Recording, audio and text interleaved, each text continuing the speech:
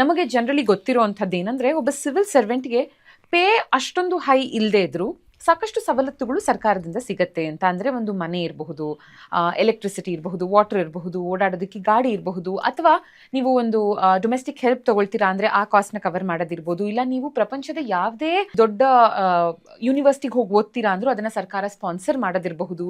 ಇವೆಲ್ಲವೂ ಇದೆ ಅಂತ ನಾವು ಕೇಳ್ಪಟ್ಟಿದ್ದೀವಿ. Is it right? Yes, it is largely true that ಈಗ ಗವರ್ಮೆಂಟ್ ಒಂದು ಬ್ಯೂರೋಕ್ರಾಟಿಗೆ ಸಮ್ ಫೆಸಿಲಿಟೀಸ್ ಡೆಫಿನೆಟ್ಲಿ ಕೊಡ್ತಾರೆ. ಬಟ್ ಇದಕ್ಕೆ ಕಾರಣಗಳು ಸಹ ಇದೆ. ಈಗ ಫಾರ್ ಎಕ್ಸಾಂಪಲ್ ಒಬ್ರು ಯಾರೋ ಆಫೀಸರ್ ಬೆಂಗಳೂರಲ್ಲಿ ಕೆಲಸ ಮಾಡ್ತಾ ಇದ್ದಾರೆ ಅನ್ಕೊಳ್ಳಿ, ನಾಳೆ ಟ್ರಾನ್ಸ್ಫರ್ ಆಗಿ ಯಾವ್ದೋ ಒಂದು ಜಿಲ್ಲೆ ಹಾಕ್ತಾರೆ, ಯಾದಗಿರಿ ಜಿಲ್ಲೆ.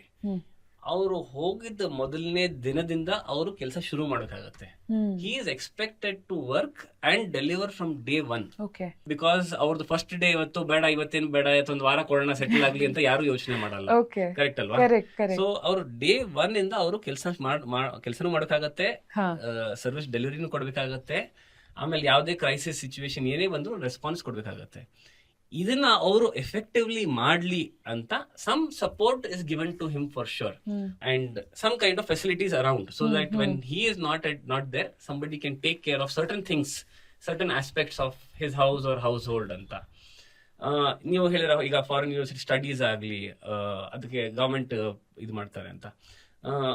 This is true. Training improvement is very, very essential to any person, and more so when he is contributing to larger good of the people or the country. Correct. ಅವ್ರು ಬೇಕಾಗಿರೋ ಇಂಟರ್ನ್ಯಾಷನಲ್ ಎಕ್ಸ್ಪೋಜರ್ ಆಗಲಿ ಅಥವಾ ಯಾವುದೇ ಒಂದು policy ಬೇರೆ ಕಂಟ್ರಿಯಲ್ಲಿ ಮಾಡಿದ್ದು ನಮ್ಮ ಕಂಟ್ರಿಯಲ್ಲಿ ಸಹ ಅಪ್ಲೈ ಮಾಡಬಹುದು.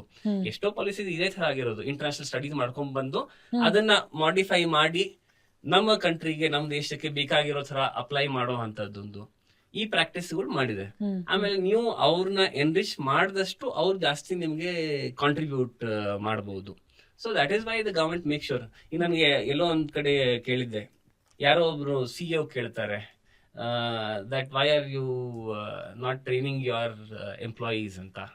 So he says, what if I train them and they leave ಅಂತ ಅವ್ನು ಕೇಳ್ತಾನೆ. This guy questions, what if you don't train them and they stay? ಅಲ್ವಾ? So you need people to actually upskill themselves, upgrade themselves, and it's not done for an individual. It is done as a bureaucrat. It is not by name.